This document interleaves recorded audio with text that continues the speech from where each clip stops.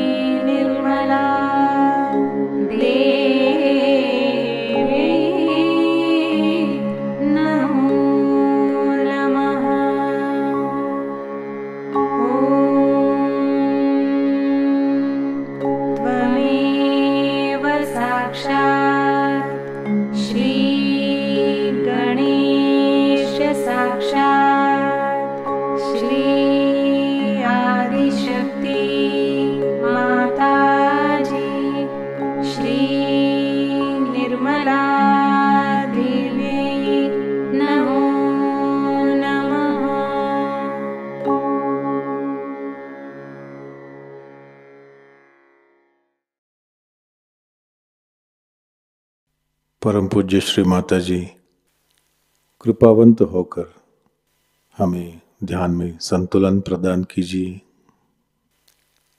इस संतुलन की अवस्था में हमें ध्यान का आनंद मिले, निरानंद मिले, ऐसा आशीर्वाद हमें दें। परम पूज्य श्री माता जी, आपकी कृपा में इस संतुलन की अवस्था में हम अपनी ध्यान की गहराई में उतर सके, ऐसी स्थिति हमें प्रदान कीजिए।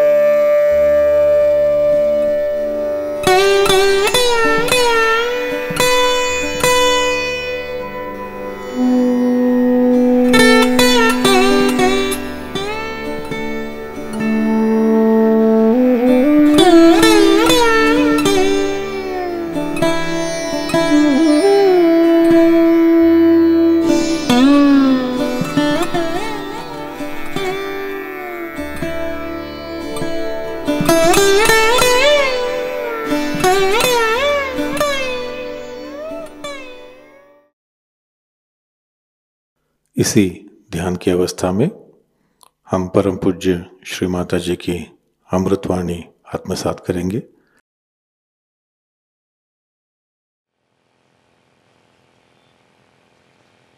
सत्य को खोजने वाले आप सभी साधकों को हमारा नमस्कार।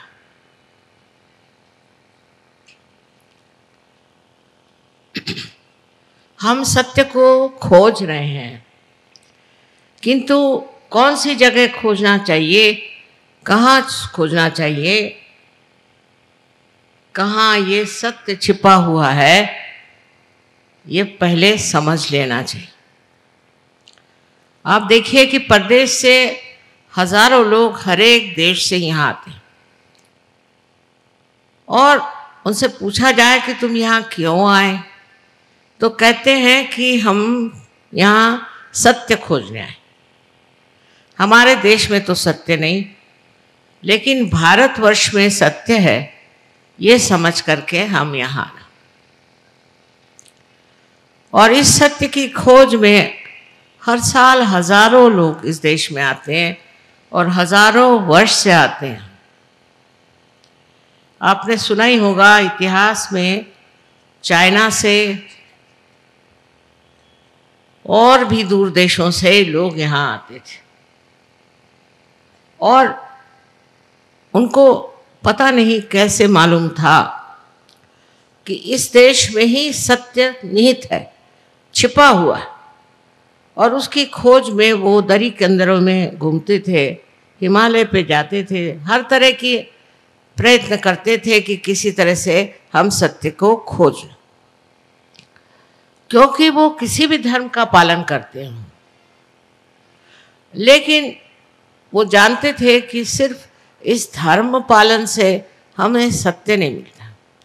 ये तो एक मार्गदर्शक है, जैसे रास्ते पे इशारे पे लिखा जाता है कि रास्ता, किंतु इससे हम पाते नहीं। इसलिए इस अधूरेपन से परेशान हो करके वो अपने भारतवर्ष में आते थे। अब ये सत्य हमारे देश में था और है और अब भी है, और इस सत्य को पाना अत्यंत आवश्यक। अपने यहाँ की प्रणाली और प्रदेश की प्रणाली में बहुत अंतर है। वहाँ की जो ज्ञान की प्रणाली है वो इस तरह है कि अगर कोई बात कोई आदमी कहता है तो उसको फौरन वो देखने लगते हैं, उसका निरीक्षण करते हैं और उसका विश्लेषण करते हैं कि ये बात कहाँ तक सही है। ईसा मसीह ने भी अगर कोई बात कही तो उसका विश्लेषण हो जाता। उस विश्लेषण से जो असलियत है वो पता नहीं लगती और उससे दूसरे विद्रूप रूप सामने आ जाते। अब ये सोचना है कि अपनी देश की प्रणाली कैसी। एक तो इस देश में कोई तो विशेषता पवित्रता है कि यहाँ इतने ऋषि मुनि और इतने मनन करने वाले महान लोग हैं हजारों वर्षों, और वो बढ़ते बढ़ते 16वीं शताब्दी तक हम देखते हैं कि यहाँ गुरु नानक जैसे अनेक ऐसे साधु संत हो गए कि उन्होंने सत्य पे काफ़ी कुछ लिखा, काफ़ी कुछ कहा गया, समझाया गया। लेकिन हमारी जो प्रणाली है वो इस तरह की है कि जो ऐसे पहुँचे हुए पुरुषों ने लिखा है उसका हम वहाँ पर नहीं करते, उसको हम डिस्कस नहीं करते, उसको हम शास्त्रीय दृष्टि से नहीं देखना चाहते, क्योंकि वो पहुँचे हुए लोग हैं, वो ऊंची स्थिति पे हैं। वहाँ से उन्होंने अगर कोई बात कह दी तो उसको हम मान्य करके उस रास्ते पे चलते हैं। ये हमारे देश की विशेष तरह की एक प्रणाली है जिसमें हम एक श्रद्धा भाव से, एक विश्वास के साथ इस चीज़ को मानते हैं कि जो बड़े पहुँचे हुए आध्यात्मिक स्तर के ऊंचे मार्ग में रहते हुए लोगों ने लिखा है वही बात सही है, उसमें झूठ नहीं। और उसको पड़तालने का, उसका विश्लेषण करने का हमें कोई अधिकार नहीं, क्योंकि हम कोई ऐसे बुद्धिमान नहीं, ऐसे हम पहुँचे हुए लोग नहीं, हमारे में इतने शास्त्र वगैरह का कोई ज्ञान नहीं, नहीं हम गहराई से कोई चीज़ जानते। एक बार इस बात को समझ लेने पर हम श्रद्धा पूर्वक उस महान तत्वों को मानते हैं जो हमारे सामने इन ऋषि मुनियों ने रखा।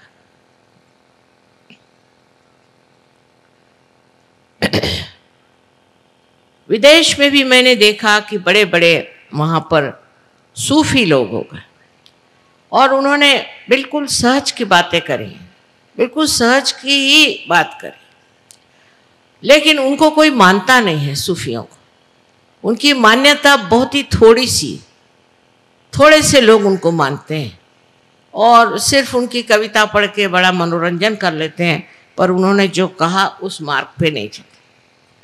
ऐसे हर एक देश में भी बड़े बड़े सूफी हो गए हैं। इंग्लैंड जैसे देश में भी विलियम ब्लेक जैसा एक बड़ा भारी संत हो गया, लेकिन उसकी बात कोई नहीं मानते हैं। और हमने तो कभी कॉलेज में भी उसका नाम नहीं सुना था, लेकिन हम जानते थे कि वो है। जब लंदन गए तो पहली मर्तबा हमने उनकी किताबें खरीदी।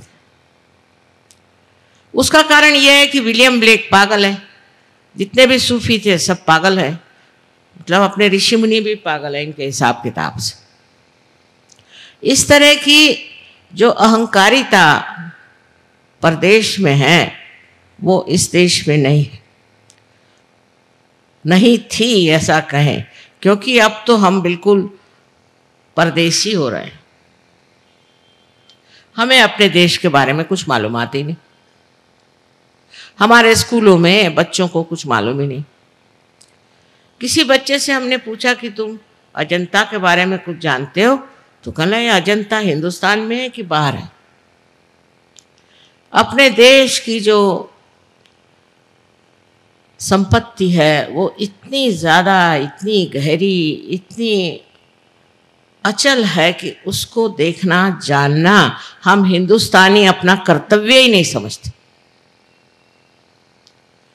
यहाँ की संस्कृति के बारे में तो कुछ बता ही नहीं सकते। कितनों ने मुझसे कहा, खासकर हमारे जो परदेसी सहयोगी हैं, कि माँ आप एक किताब हिंदुस्तान की जो खासकर गहरी बातें हैं उस पर लिखो। सो मैंने कहा कौन सी गहरी बात है? कहले संस्कृति, भारतीय संस्कृति पर आप एक किताब लिखो। मैंने कहा ये तो महासागर, इस सागर में से मैं आपको क्या दे सकती हूँ? उसके लिए तो ग्रंथ पे ग्रंथ लिखने पड़ेंगे। एक छोटी सी बात हम सब हिंदुस्तानियों के लिए एक बताती हूँ मैं, मजाक की बात, कि एक फॉरेन लेडी थी, अम्बासडर की बीबी थी, वो हमारे पास है। सो गले में वो हार पहने हुए थे। तो मुझे कहले मेरे समझ में ये हिंदुस्तानी नहीं आते। मैंने कहा क्या हुआ? कहले मैं एक फूलों के दुकान में गई थी और उस दुकान में बड़ा सुंदर एक हार था, वो खरीद के मैंने पहन लिया। तो वो जो लड़की थी जिसने बेचा, वो पेट पकड़ पकड़ के हंसने लग गई और रास्ते में सब लोग मेरे ऊपर हंस रहे क्योंकि मैंने गले में हार पहन लिया। मैंने कहा अब इसको कैसे समझाएं? मैंने कहा भाई देखो, यहाँ कोई अगर आपका आदर करे तभी हार पहनाया जाता है। आप अपना ही आदर तो कर नहीं सकते, तो आप अगर खुद आदर करें अपना और हार पहन लें तो ये तो हिंदुस्तानी जो संस्कृति है उसके लिए एक बड़ी हास्यास्पद चीज़ है, इसे सबको हंसी आएगी। उससे कहा ये हिंदुस्तानी जो भारतीय आपकी जो चीज़ है ये बड़ी गहरी है। मैंने कहा ये तो आप कोई भी हिंदुस्तानी होगा ये बात समझ जाएगा कि इस तरह से अपने को आगे बढ़ा के रहना और इस तरह से अपने गले में हार पहन के घूमना, ये चीज़ बड़ी ही निंदनीय है, क्योंकि इसमें नम्रता नहीं, इसमें ये समझने कि हम हैं कौन, हम अपने को क्या समझे बैठे। लेकिन इस बात को लेकर के मैं कहूँगी कि महात्मा गांधी ने जो आंदोलन चलाया था वो बिल्कुल उल्टा फिर गया।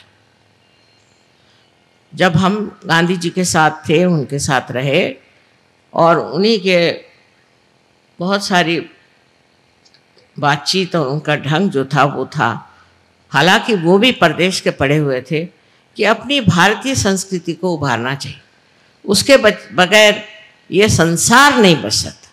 इसकर संसार को बचाना है तो भारतीय संस्कृति का यहाँ एक बढ़िया उदाहरण होना चाहिए, मसला होना चाहिए, जिसको देखकर लोग समझ जाए कि ये भी एक ज़िंदगी है, इसमें भी एक आनंद है। और उनके यहाँ 4 बजे उठने की प्रथा थी। 4 बजे उठ के नहा धो करके और आपको प्रार्थना में जाना पड़ता, और प्रार्थना में जाकर आप बैठिए तो वहाँ सांप भी बहुत, कभी कभी एक आध सांप आपके सामने डोलता हुआ दिखाई देता था, पर कुछ कभी किसी को काटा हो बिच्छू ने भी तो पता नहीं। इतना वातावरण उनका शुद्ध था और वहाँ नम्रतापूर्वक सब लोग, हर एक जाति के, हर एक धर्म के लोग बढ़ के प्रार्थना करते और प्रार्थना में संगीत आदि सब कुछ होता था। और उन्होंने जो भजनावली भी लिखी, आश्चर्य की बात नहीं है क्योंकि मैं इस बात को जानती हूँ कि वो कितने आध्यात्मिक थे, कि सारे कुंडलिनी के ही चक्रों पर उन्होंने एक के बाद एक, एक के बाद एक के बाद इस तरह से सारे श्लोक लिखे पूरे। सबसे पहले उन्होंने लिखा था तो गणेश की स्तुति, फिर सरस्वती की स्तुति। इस तरह से करते करते उन्होंने हर एक चक्र के जो अधिष्ठित देवता थे उनके ऊपर में अपनी भजनावली में लिखा था और उसी तरह से गाने का। उसके बाद बाइबल से भी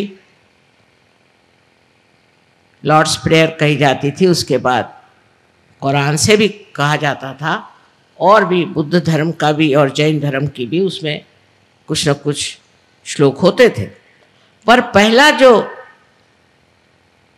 हिस्सा था उसमें एक एक चक्र पे बैठे हुए हर एक देवता को उन्होंने लिया था। इतने आध्यात्मिक दृष्टि से देखते थे, वो कुंडलिनी के बारे में जानते थे, चक्रों के बारे में जानते थे। सब कुछ जानते हुए उन्होंने इस चीज़ को लोगों में लाने की कोशिश की, ऐसी भजनावली लिखाई जिसमें इस तरह से सब चीज़ें लिखी। और अध्यात्म के बारे में बहुत मुझसे भी पूछते थे। मैं तो बहुत छोटी लड़की थी, लेकिन तब से वो पूछा करते थे कि तुम बताओ कौन सी गहनता हमारे संस्कृति की विशेष है। अब इस संस्कृति के बारे में कहना बहुत ज़रूरी है, क्योंकि गांधी जी को तो लोगों ने भुला दिया। गांधी जी तो बिल्कुल बेकार हो गए, क्योंकि उनका अध्यात्म तो कहीं दिखाई नहीं देता। आज राजकारण में अध्यात्म की तो कोई बात ही नहीं कर। अध्यात्म में हम हिंदुस्तानी नहीं जाएंगे तो कौन जाएगा उसमें, कौन उसको समझेगा। आज आप देख रहे हैं यहाँ 75 देशों के लोग आकर के और बैठे। 75 देशों के लोग आए हुए हैं और 75 देशों में ये आध्यात्म फैल गया और इन्होंने आत्म साक्षात्कार को प्राप्त किया और इन्होंने अपने संस्कृति को पकड़ा। अमेरिकन संस्कृति की नहीं, इंग्लिश संस्कृति की नहीं, फ्रेंच संस्कृति की नहीं, उल्टे जिस देश से आए हैं उस देश की संस्कृति को कहते हैं कि ये तो बिल्कुल ही पतन के योग ले जा रहे, ये हमारे आत्मा का हनन करती, ये हमें नैतिकता से गिराती। इन लोगों ने समझ लिया, अब हम लोगों को नहीं समझना चाहिए। हम लोग तो ऐसे ऐसी चीज़ों का वर्णन करते हैं, ऐसे ऐसे चीज़ों के लिए लड़ते हैं जहाँ नैतिकता का विचार है ही नहीं। और सबसे बड़ी चीज़ अपने संस्कृति की देन है कि हम लोगों को नैतिक होना चाहिए। नैतिकता के अनेक नियम हैं, पर अपने देश में इस संस्कृति में सबको बिल्कुल पूरी तरह से स्वतंत्रता है, पूर्णतया स्वतंत्रता है कि आप स्वतंत्र हैं, चाहे आप नैतिक होना चाहें, चाहे आप कुछ होना चाहे हो जाइए, क्योंकि अंतिम स्थिति में आपको पूर्णतया स्वतंत्रता मिलती है। अब स्वतंत्र समझना चाहिए, स्व के तंत्र को जानना, यही स्वतंत्रता। और स्व माने क्या? स्व माने आपका आत्मा। आत्मा को जानना ही स्वतंत्रता है। शिवाजी ने कहा था फ्यूचर के बारे में, भविष्य के बारे में, कि स्व का तंत्र जानो। पहली चीज स्व के तंत्र को जानना होगा, और वही सहयोग है जिसे आप स्व के तंत्र को जानते हैं। और इस स्व के तंत्र को जानने के लिए सबसे सहज मार्ग जो है वो है भारतीय संस्कृति। इसकी गहराई में आप उतर ही नहीं सकते, क्योंकि आप पता नहीं कहाँ से कहाँ फेंक दिए गए। एक तो गलती ये हुई कि ऐसे लोग हमारे ऊपर आ गए कि जिनको भारतीय संस्कृति के बारे में कुछ मालूमात ही नहीं, जिन्होंने गांधी जी को लपेट के बिठा दिया एक तरफ में, तुम बैठे रहो। और उन्होंने जो बातें सिखाना शुरू कर दी वो सारी भारतीय संस्कृति के विरोध में। जैसे मैं चित्तौड़गढ़ की हूँ, वहाँ आपने सुना होगा कि पद्मिनी ने जौहर किया। उन्होंने जौहर किया था औरतों की इज्जत और अब्रू, चैस्टिटी, ये सबसे बड़ी शक्ति है, ऐसा हम लोग मानते हैं अपने संस्कृति। जिस जगह औरतों की इज्जत और अब्रू हट जाती है वो जगह में राक्षस और ब्रह्म राक्षस और हर तरह के भूत आके रहते हैं। और ये बात आप साक्षात देख सकते हैं अमेरिका में हो रहा है। अमेरिका में इतनी गंदी चीज़ें हो रही हैं कि मैं तो आपके सामने बता नहीं सकती, पर यहाँ तक कि अपने ही बच्चों को माँ लोग मार डालते। और इस कदर गंदगी वहाँ है, क्योंकि आप अभी वहाँ गए नहीं, बाहर के ढोल सुहाने होते हैं, कि वहाँ के लोगों में ज़रा सा भी भय नहीं है, परमात्मा का भय नहीं, परमात्मा की शक्ति का विश्वास तक है कि नहीं पता। सब कुछ पैसा, सब कुछ पैसा, किसी भी तरह से पैसा ले।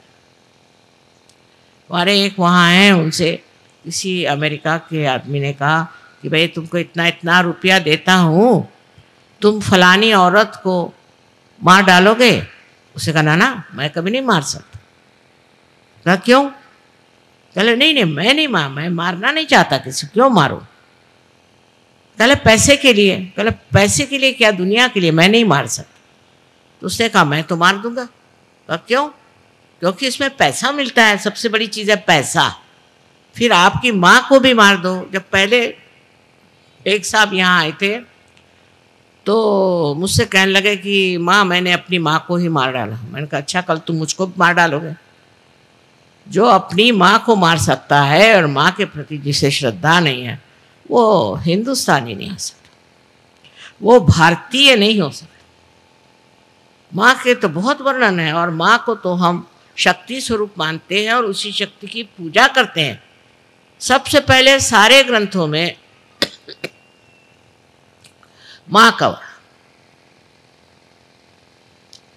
माँ से ही सब शुरू। और इन लोगों की जो व्यवस्था है परदेशियों की, उसमें माँ का तो कोई स्थान ही नहीं।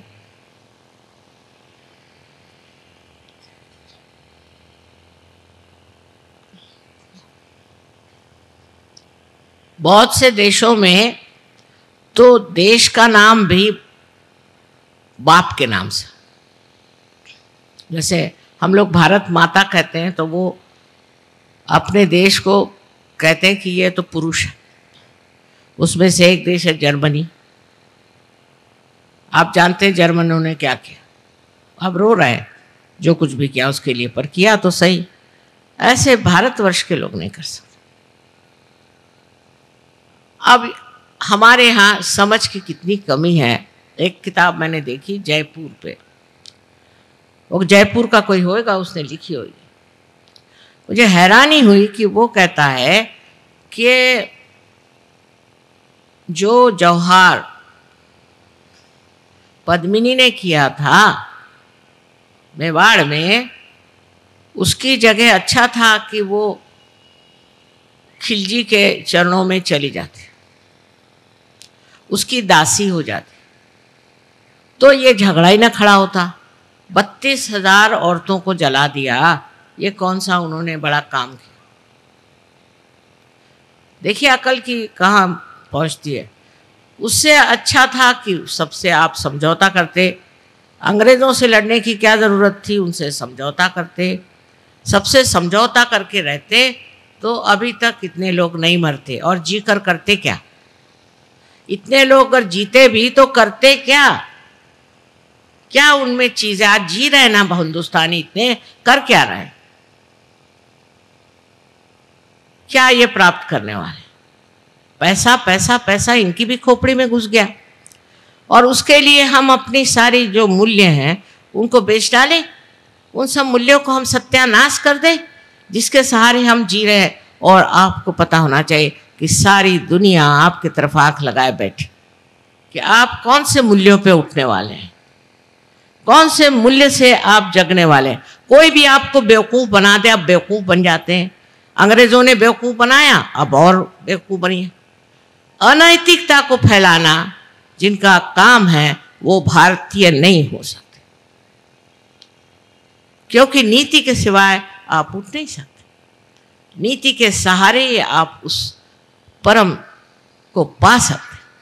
अगर आपने अंदर नैतिकता नहीं बैठी हुई तो आपका उद्धार हो नहीं सकता।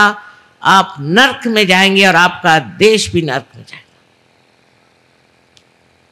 जो लोग अनैतिकता को लेते हैं, जैसे देखा है हमने कि उन्होंने वहाँ पे हर तरह की स्वतंत्रता दे दी। अमेरिका किसी तरह से पैसा कमाना, फिर औरतें अपनी इज्जत बेचे, चाहे शराब के आप गुत्ते खोलिए, चाहे कुछ करिए, किसी तरह से पैसा कमाना है।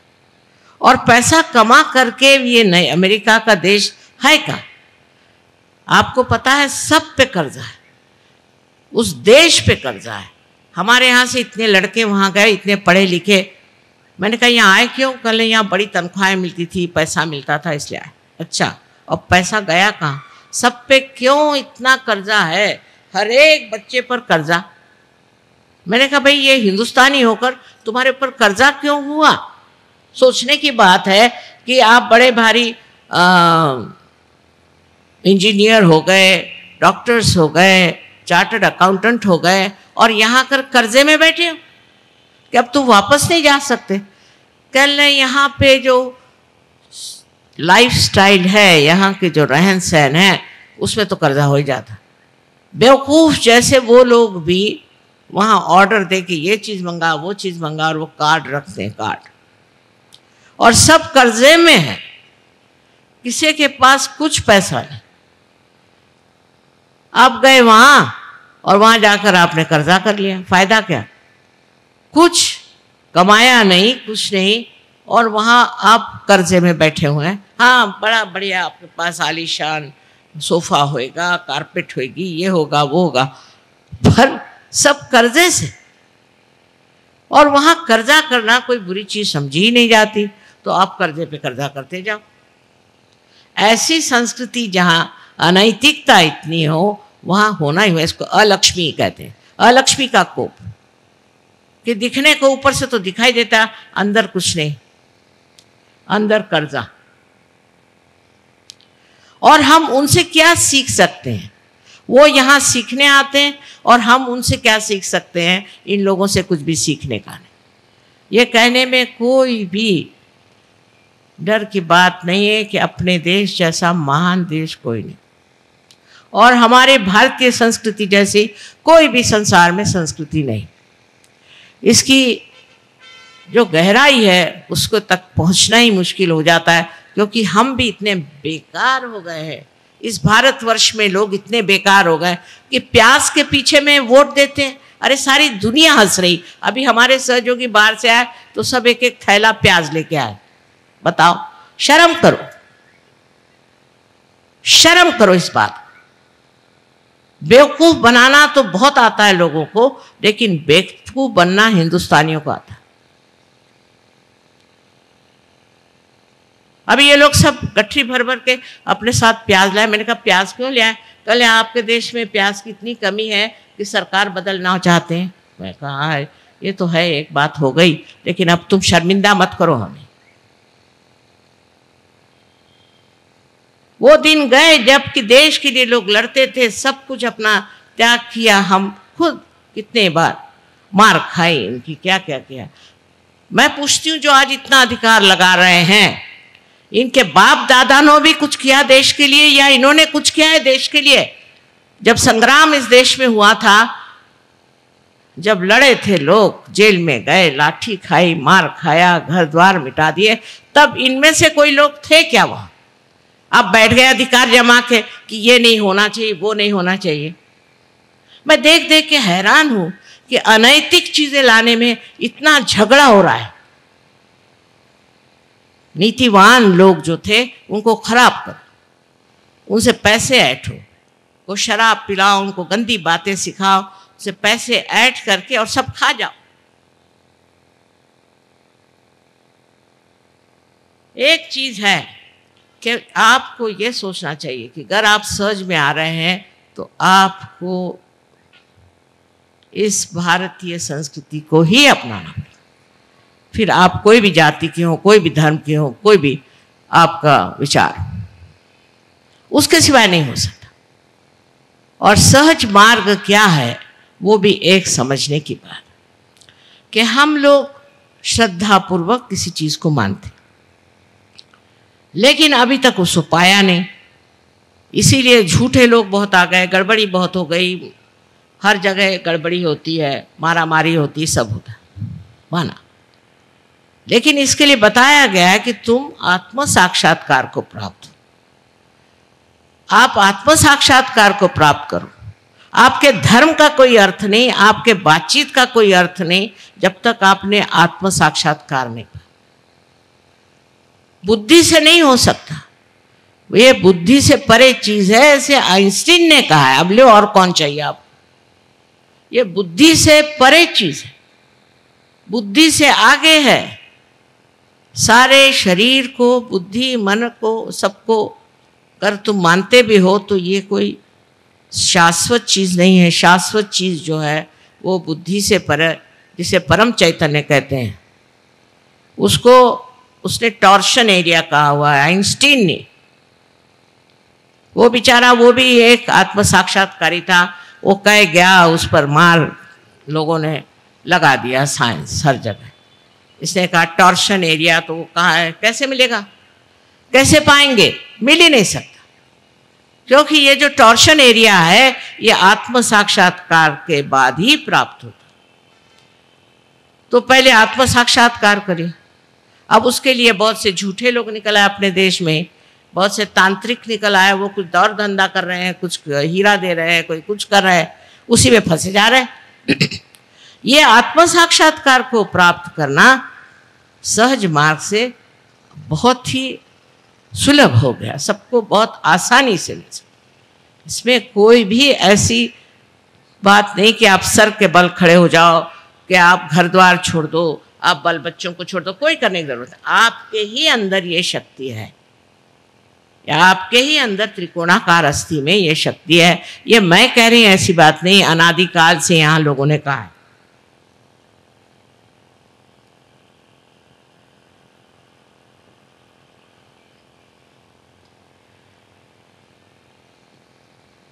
सिर्फ जो लोग कहते थे, मुझे आश्चर्य है कि हमारे यहाँ से इतने हजारों वर्ष पूर्व मच्छिंद्रनाथ, गोरखनाथ, ये लोग कहाँ पहुँचे? तो बोलीविया में पहुँचे, जो कि हम लोग जा नहीं सकते, वहाँ बड़ा मुश्किल है।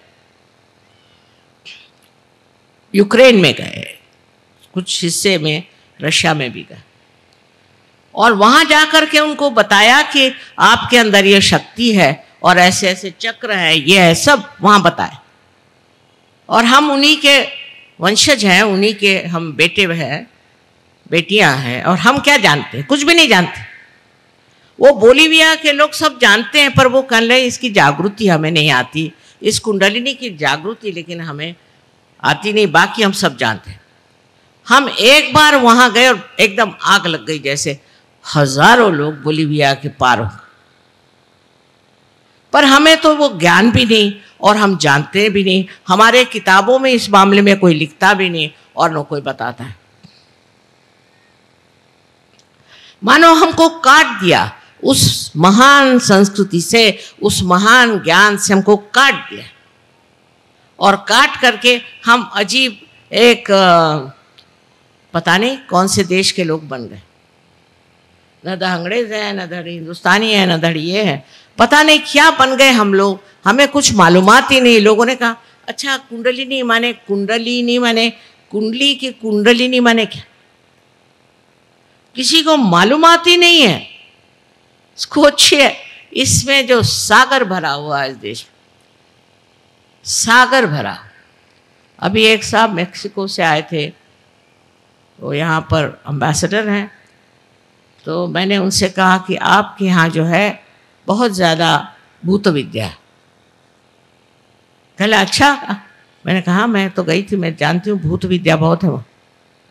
तो कहले वो साइकोलॉजी से चला जाएगा। मैंने आपकी साइकोलॉजी, साइकाट्री जो है वे एक बच्चे जैसी, उसकी चाइल्ड साइंस, उसमें कुछ है ही नहीं। आपको जानना है तो मैं बताऊंगी कि ये भूत विद्या, हमारे यहाँ जो साइकोलॉजी, साइकाट्री है, वो कितनी गहन, एक एक बातें उसके अंदर लिखी हुई है, और वो मैं समझाऊंगी तुमको। तो वो बेचारे बहुत ज्ञान पिपासु हैं, ज्ञान जानना चाहते हैं, लेकिन मेरे पास जब टाइम होगा तो बैठ कर उनको मैं समझाऊंगा। पर आप सोचिए कि आपके देश में इतना गहन, यहाँ ज्ञान का भंडार पड़ा हुआ है और आप कहाँ भाग रहे हैं? क्या कर रहे हैं आप लोग? जो देश आपके हिसाब से ऊंचे उठ गए, बड़े अग्रसर है, उनको जाके देखिए ना आप लोग। देखा नहीं? मैंने तो देखा है। वहां के लोग सुखी हैं क्या? अगर सुखी होते तो यहाँ क्यों आते? यहाँ आनंद को खोजने क्यों आते? वो तो ऐसी चीज है कि आज आपको एक छोटा सा घर चाहिए, फिर मोटर चाहिए, फिर फलाना चाहिए, फिर वो चाहिए। जो मिलता है उससे आप सुखी नहीं, उसके बाद दूसरी चीज चाहिए, उसके बाद तीसरी चीज चाहिए। तो उसके पीछे इतने भागने की जरूरत क्या? कोई समाधान नहीं, कोई संतोष नहीं। लेकिन सहज में ये सब मिल जाता है। सहज में आपको पूर्णतया समाधान और संतोष मिलता है। पर सहज मार्ग भारतीय संस्कृति पे बसा हुआ है। विदेशी संस्कृति नहीं चलेगी उसमें। जो सहज में आना चाहता है और आत्म साक्षात्कार लेना चाहता है, उसको पता होना चाहिए। अब ये औरतों को देखिए, बाहर से आई साड़ी आड़ियाँ पहन के बैठी हुई। इसका मतलब नहीं कि अब वो हरे रामा जैसे कूदते फिरिए, उसकी जरूरत नहीं। असलियत को पाना है, रियलिटी को पाना है, तो गहराई से उतर करके और इसमें समाना पड़ेगा, इसको समझना पड़ेगा। इसमें कोई ऐसी बात नहीं है कि जो आप नहीं कर सकते, क्योंकि आप इस महान देश में पैदा। ऐसा लिखा जाता है शास्त्रों में कि भारतवर्ष में पैदा होने के लिए हजारों वर्षों की पुण्याई काम आती। बताइए, हजारों वर्षों की पुण्याई के बाद मैं क्या देख रही हूँ, कैसे लोग पैदा हुए। और साहब, अभी हमारे ज़िंदगी में हमने ऐसे लोग देख लिए जिन्होंने देश के लिए अपनी जान निछावर कर दी, और अभी प्यास के लिए क्या बहे। शर्म की बात है। पद्मिनी ने 32,000 औरतों को लेकर जौहार कर दिया। हमारे देश की विशेषता क्या है? हमारे मूल्य पर वो सहज से जागरूक होंगे, क्योंकि मैंने देखा परदेश के भी लोगों में वही मूल्य जागरूक हो गए, क्योंकि ये हमारे अंदर बैठे हुए मूल्य हैं।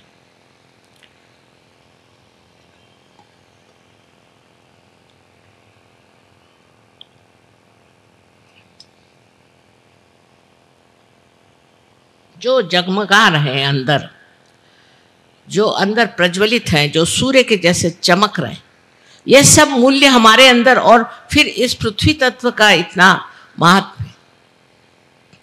लेकिन हमने अगर ढक दिया, अपने ही को ग्रहण लगा लिया, तो ये मूल्य आपको कैसे दिखाई देंगे? या आपके समझ में कैसे आएंगे?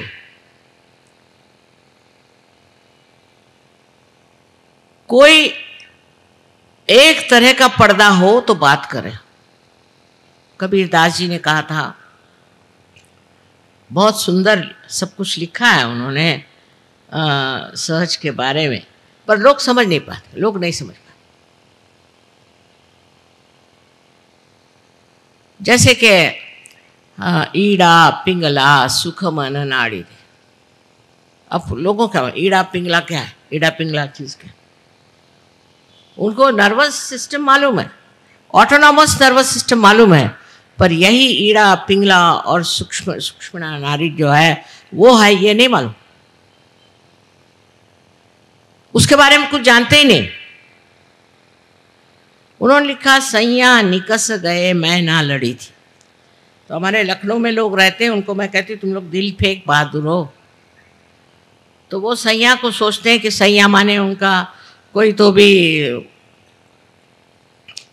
लवर या कोई प्रेमी है, वो निकल गया, वो नहीं रोई। मैंने कहा, कबीर को ये सबसे करना क्या है? वो क्या रोमांटिक थे क्या? उन्होंने ये कहा कि मेरी जिंदगी निकल गई, मैं मृतप्राय हो गया, तो भी मैं उससे लड़ा नहीं, मृत्यु के साथ मैं लड़ा नहीं।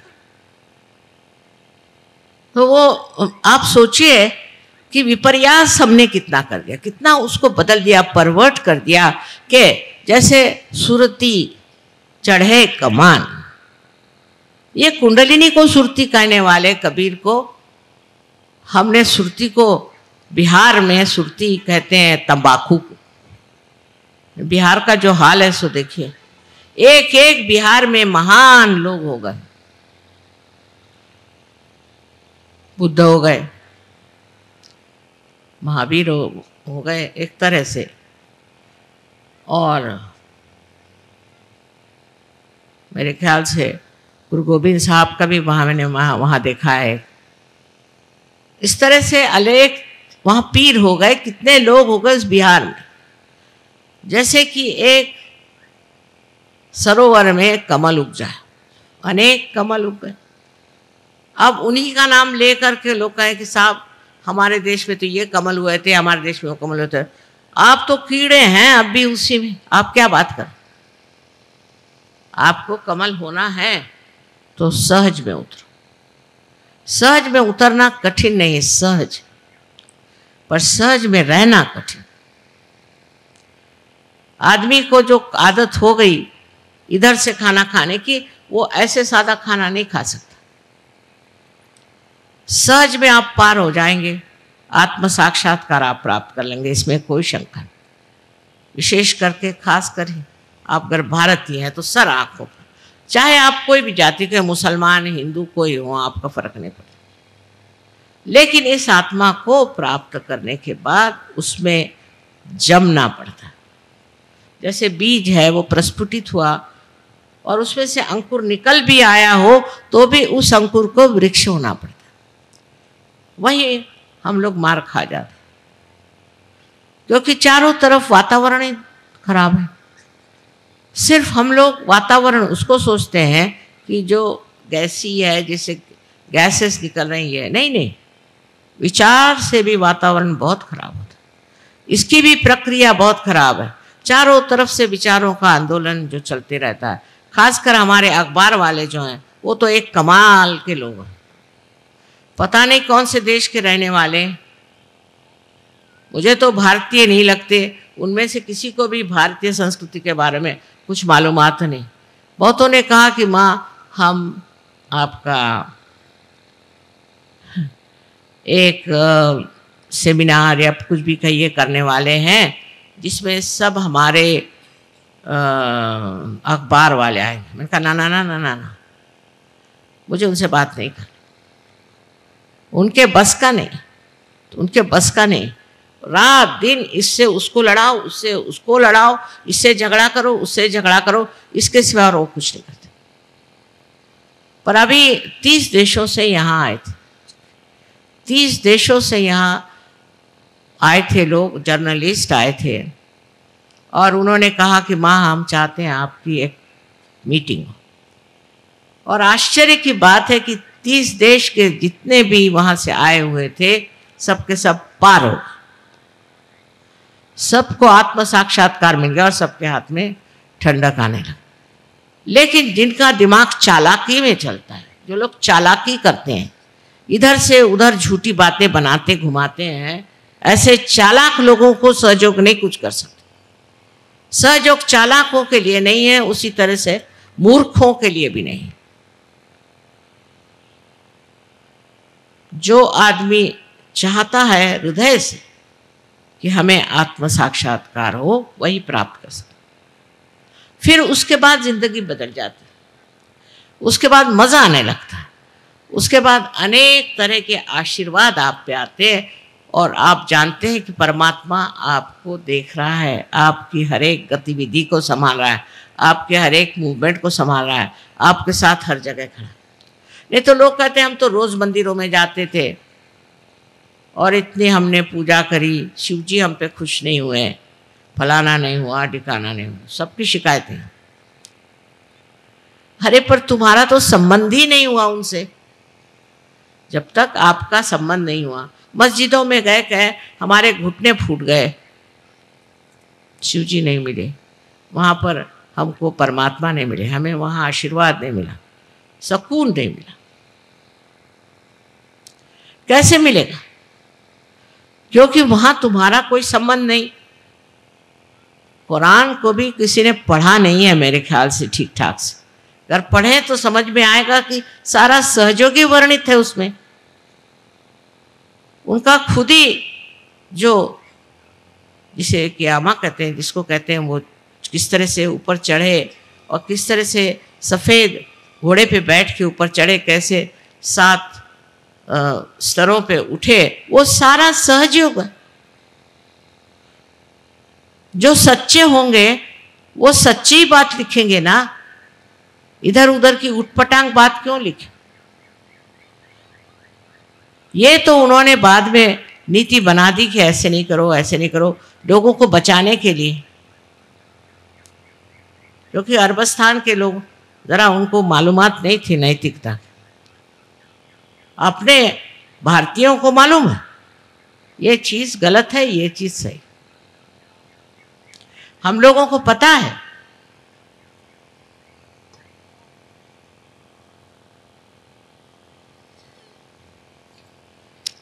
एक लड़का अंग्रेजी पढ़ने गया था कैम्ब्रिज में, उसने बताया, मुझे बड़ी हैरानी होती है कि ये लोग हर एक चीज़ को सोचते हैं कि एक बड़ा भारी आवाहन है, चैलेंज है। मैंने कहा कैसे?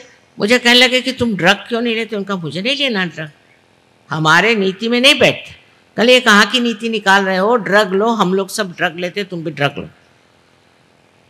ये तो तुम्हारे लिए चैलेंज है, तुम्हारी नीति के लिए चैलेंज है। उसने कहा मुझे नहीं ऐसा चैलेंज फैलेंज चाहिए। तो कह ले माँ, ये लोग तो सोचते हैं कि शराब पीना एक चैलेंज है, ड्रग लेना एक चैलेंज है, एड्स होना भी चैलेंज है। अच्छा, नर्क जाना भी एक चैलेंज है इनके हिसाब से। उनका तो सारी बुद्धि भ्रष्ट हो गई, मति भ्रष्ट है। और क्या कहें? अगर कोई कहे कि ये बड़ी अच्छी चीज़ है तो इसे क्या कह सकते हैं? एड्स वाले लोग तो मैंने कोशिश करी कि उनके दिमाग ठीक करें, तो वो तो मेरे सर पे चढ़ गए। कल हमने तो एक बलिदान किया है। बताइए। मैंने कहा काहे का बलिदान किया?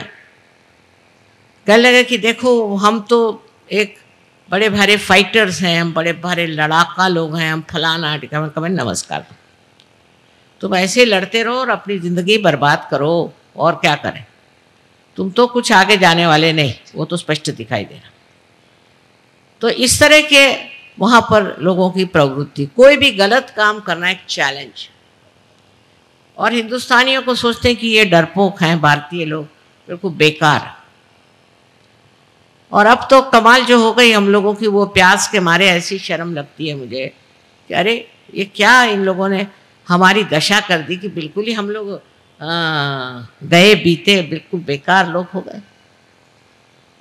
और इस दिल्ली शहर में कम से कम कितने ही लोग सहयोगी हैं? हजारों, हजारों की तादाद में सहयोगी हैं। और पता नहीं कैसे ऐसी बातें यहाँ हो गई। अकल ही मारी गई है ना, जैसे पंजाबी कहते हैं मत मारना, वो चीज़। और ये चीज़ इतने जल्दी हो जाएगी ऐसे मुझे कभी संभावना नहीं। मैं सोचा था कि ठीक है अभी थोड़े दिन मैं बाहर काम करके आऊँ फिर देखूँगी, तो यहाँ तो हालत ही ख़राब हो गई है। तो पता नहीं कैसे लोग पैदा हो गए यहाँ पर। अब ये कह सकती है घोर कलयुग है, मान लिया, नहीं तो इंसान इतना बदल नहीं सकता। और इस कलयुग में एक भ्रांति नाम की चीज़ होती है, वो दिमाग पे काम करती है। वो जब दिमाग पे आ जाए तो कुछ दिखाई नहीं देता कि अच्छा क्या है, बुरा, बुरी बात कौन सी, नीति कौन सी, अनीति कौन सी, इसका तारतम्य नहीं रहता। इसका कुछ पता ही नहीं चलता कि ये लें या वो लें। इसी घोर कलयुग में ही सह जाना है, ये लिखा हुआ। नल दमयंती आख्यान में नल ने एक बार कली को पकड़ा, उसकी गर्दन पकड़ी कि मैं तुझे मार डालता, क्योंकि तुमने मुझे बहुत सताया, मेरे बीवी से मेरा विछोह कर दिया, मैं तुमको मार डालूंगा। तो कली ने कहा कि अच्छा बाबा मेरा महात्म्य तो सुन लो फिर मार डालना। उसने कहा तुम्हारा क्या महात्म्य, तुम तो दुष्ट हो। कले नहीं, मेरा एक महात्म्य, महात्म्य यह है कि कलयुग में लोगों में भ्रांति हो जाएगी, भ्रांत हो जाएंगे, माने बौखला जाएंगे। और उसी वक्त हजारों लोग जो कि गिरी कंदरों में खोज रहे हैं परमात्मा को, सत्य को, वो आशीर्वादित हो। वो लोग अपने आत्मा का अनुभव करें, उनको आत्म साक्षात्कार। इसलिए कली युग जो है बहुत ज़रूरी है, उसके बगैर ये होने नहीं वाला, और इसके बगैर मनुष्य इसे प्राप्त नहीं करेगा, इसको नहीं खोजेगा। ये जब बताया गया तो नल ने उसको छोड़ दिया, अच्छा आने दे तेरा कलयुग। ये घोर कलयुग आया और आपको सबको समेट रहा है, इधर ध्यान दीजिए। कौन से चक्कर में हम घूम रहे हैं, इसका विचार करना चाहिए। सहज के मार्ग में आने के लिए आपको कुछ नहीं देना, पैसा नहीं देना, कुछ त्यागना नहीं, कुछ नहीं, इस तरह की चीज़ है ही नहीं। सिर्फ आपके अंदर बसी हुई कुंडलिनी का जागरण करना है। और जब वो जागृत हो जाती है तो अपने ही आप वो सहस्त्रार में समा करके और इसका भेदन करके और चारों तरफ फैली हुई ये सूक्ष्म चेतन शक्ति उसे एकाकारिता दे। एकदम सादी बात है, आपका आज तक उस सूक्ष्म शक्ति से कोई संबंध ही नहीं आया, आपने आज तक उस सूक्ष्म शक्ति को महसूस ही नहीं किया, उसको जाना ही नहीं, और बगैर जाने बगैर ही आप भगवान का नाम ले रहे हो, मंदिरों में जा रहे हो और दुनिया भर के उपद्रव कर रहे हो। मस्जिद में जाने से क्या होगा, वो दिखाई दे रहा है, किसके अकल आई है, सब आपस में मरे जा रहे हैं। और मंदिरों में जा कर के क्या हो रहा है, जहाँ पैसे खाए जा रहे हैं, दुनिया भर का भ्रष्टाचार आ रहा है। ये क्या साक्षात नहीं है कि ये गलत, इससे कुछ न कुछ लाभ नहीं, उसके लिए कोई और चीज़ करनी चाहिए। ये सामने दिखाई दे रहा है, इसका साक्षात है, सामने साफ जो चीज़ दिखाई दे रही उसको पहचानना चाहिए कि ये रास्ते ठीक नहीं, इसमें कोई फ़ायदा नहीं, ये बेकार की चीज़ है। जो पाना है अपने अंदर, अंदर के अंतरात्मा को जब तक हम प्राप्त नहीं करते, तब तक इस अंधकार में न जाने कहाँ से कहाँ हम लोग भटक जाएंगे। इसलिए पहला ज़रूरी चीज़ है कि आप इस अंधकार से उठें और आत्मा के प्रकाश में क्या अच्छा और क्या बुरा, इसको पहले जानें।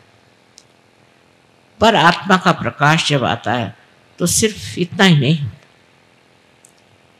ये नहीं सिर्फ होता है कि आप निरक्षीर विवेक जिसको कहते हैं वो जान लें, किंतु आपके अंदर जो सत्सत विवेक बुद्धि है वो बड़ी प्रबल हो जाती है, और आप सिर्फ जो सही होगा वही करते हैं, जो आपको नष्ट करेगा, जिसे अंग्रेजी में सेल्फ डिस्ट्रक्टिव कहते हैं, वो काम आप करेंगे ही नहीं। और सारा ही काम आप अत्यंत प्रेम से करते, अत्यंत दुलार से, प्रेम से सारी बात करते। मेरे लिए भी बड़ा मुश्किल है कि कोई कठिन शब्द कहें। आज लेकिन मैं तैयारी से आई थी कि आप लोगों से कहूँगी कि और बेवकूफ़ी मत करो, बहुत बेवकूफ़ी कर चुके। अब ये जो सहज के मार्ग से आप पाते हैं, पहले तो आप अपने अंदर शांति को प्राप्त करें। अपना देश शांति प्रिय, इस देश ने किसी भी देश पे आगाड़ी नहीं करी, किसी भी देश को लूटा नहीं, किसी भी देश की ज़मीन अपने हाथ नहीं। ये शांति कहाँ से आई? इतने हजारों वर्षों से हमने इतनी द्विधा उठाई, तो भी ये चीज़ कहाँ से? ये इस धरती की विशेषता, जिस धरती पे आप बैठे हैं उसी धरती की विशेषता है कि हम लोग शांति प्रिय लोग। अगर कोई हमारे ऊपर आक्रमण करता है, अटैक करता है, तो ज़रूर हम उससे लड़ेंगे, लेकिन किसी के यहाँ जा कर के और हम खुराफात नहीं करते। इस तरह की व्यवस्था अभी तक अपने यहाँ नहीं। और देशों में है अपने हाल पे, उचकाएं उसको, उस पर झगड़ा लगाएं, वहाँ जाके बॉम्ब छोड़े, ये सब हम लोग नहीं करते। ये नियंत्रण हमारे ऊपर अपने आप आया हुआ है, स्वयं आया। तो अंदर की शांति प्रस्थापित होती, फिर घरों में, अपने संसार में, अपना जो छोटा सा संसार है उसमें भी शांति है।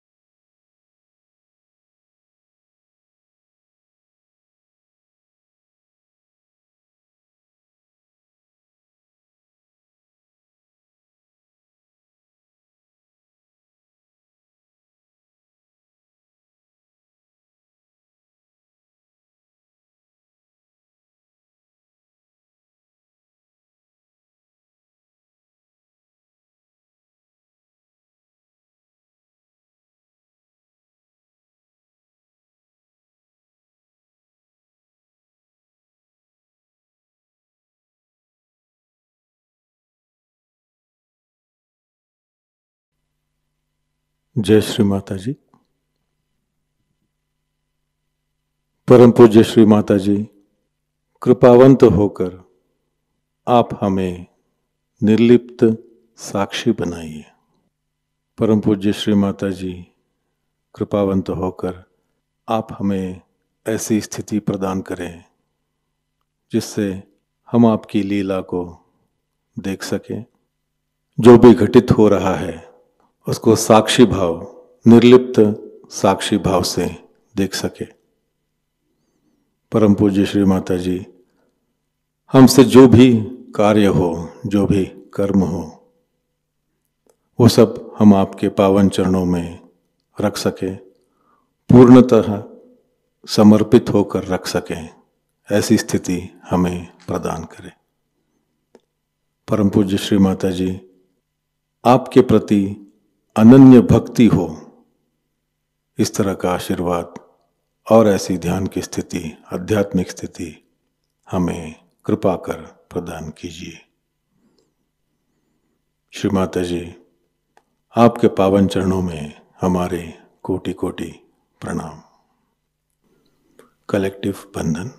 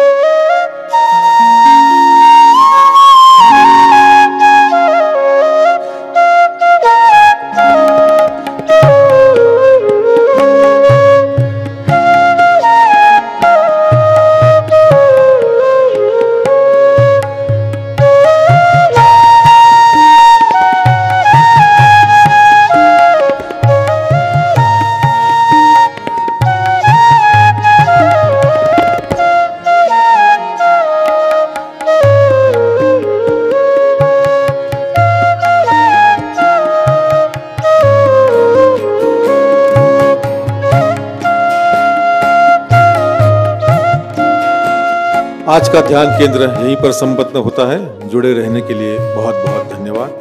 जय श्री माता।